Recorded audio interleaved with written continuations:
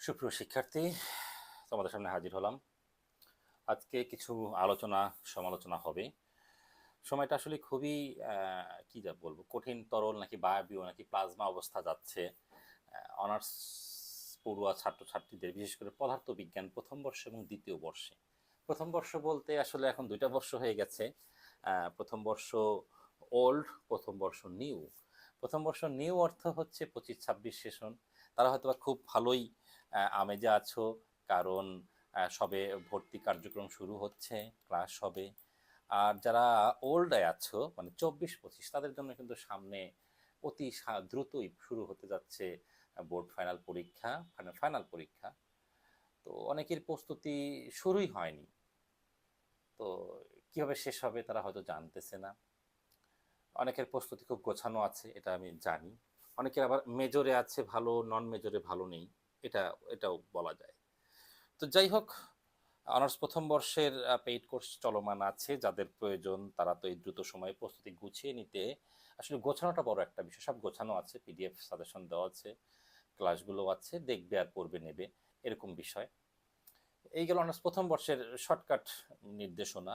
আর সাজেশনটাই মূলত মেইন তোমার প্রস্তুতিটাকে গুছিয়ে দেবে, এবং ওই অনুযায়ী যে ক্লাসগুলো আছে সেগুলো দেখলেই আমার মনে হয় মেজর তিনটাতে কোনো সমস্যা হবে না এই অল্প সময়ের মধ্যে। আর অনার্স দ্বিতীয় বর্ষে যারা আছো তারা খুবই প্লাজমা অবস্থায় আছো। ফার্স্ট ইন কোর্স দেওয়ার পরপরই second in course, second in course দেওয়ার পরপরই আলটিমেটাম দিয়ে দিল যে আগামী 2 মাসের মধ্যে তোমাদের পরীক্ষা না হবে। হতেই পারে, এটা অস্বাভাবিক কিছু না। তোমাদের মেজর যে তিনটা আছে, ক্লাসিক্যাল মেকানিক্স, অপটিক্স এবং ইলেকট্রিসিটি অ্যান্ড ম্যাগনেটিজম, এটা কিন্তু ফার্স্ট ইয়ারের তিনটা কোর্সের মতো না। তুমি তুমি দেখো, একটা চ্যাপ্টারের ডেপথ কিন্তু অনেক বেশি।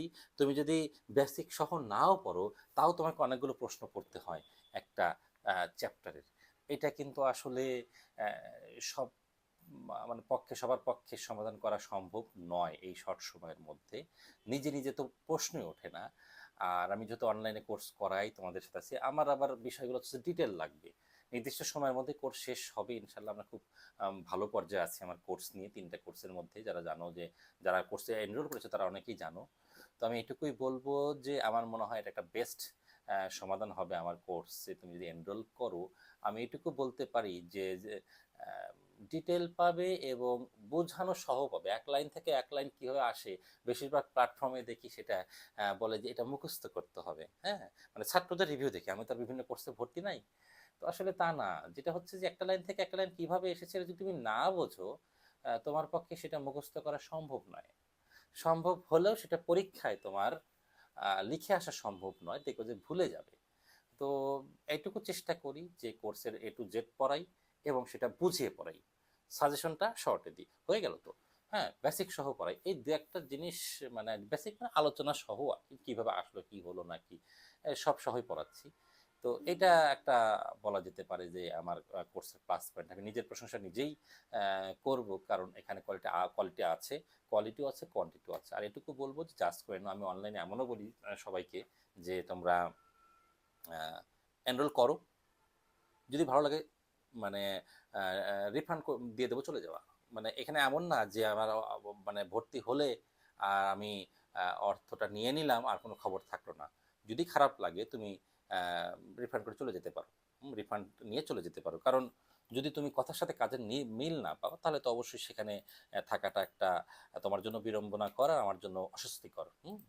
তো যাই হোক, এই সামনের এই 2-1 মাস সময়টাকে খুব ভালোভাবে কাজে লাগাইতে হবে। সামনে ঈদের মৌসুম আসবে, সেই ঈদের মধ্যে নিজে আবার কোরবানি হয়ে যেও না। হ্যাঁ, ডেইলি রেগুলারলি পড়াশোনা করতে হবে। আর কোর্সে কিন্তু সামগ্রিক নির্দেশনা দেওয়া হয়, আমি মাঝে মাঝে কিন্তু লাইভ করি, কিভাবে পড়তে হবে কিভাবে গোছাতে হবে এটাও কিন্তু বলি। এবং চিন্তা করছি যে এবার কিছু প্রশ্ন দিয়ে দেবো, মানে মডেল টেস্ট চালু হবে আর কি অনলাইনে। তুমি নিজে নিজে পরীক্ষা দেবে, সেলফ টেস্ট, কিন্তু প্রশ্নটা আমি দিয়ে দেবো। সেই কার্যক্রম চালু হচ্ছে প্রত্যেকটা অনলাইন কোর্সে। তো ঠিক আছে, দেখা হবে আমার অনলাইন কোর্সে। অনেকেই এনরোল করেছে, ইনশাল্লাহ অনেকেই করছে। সকলে ভালো থাকবে, আর মাঝে মাঝে তোমাদের আতিক স্যারকে দেখবে ফেসবুক এবং ইউটিউবে নির্দেশনা নিয়ে। ওকে, আল্লাহ হাফেজ।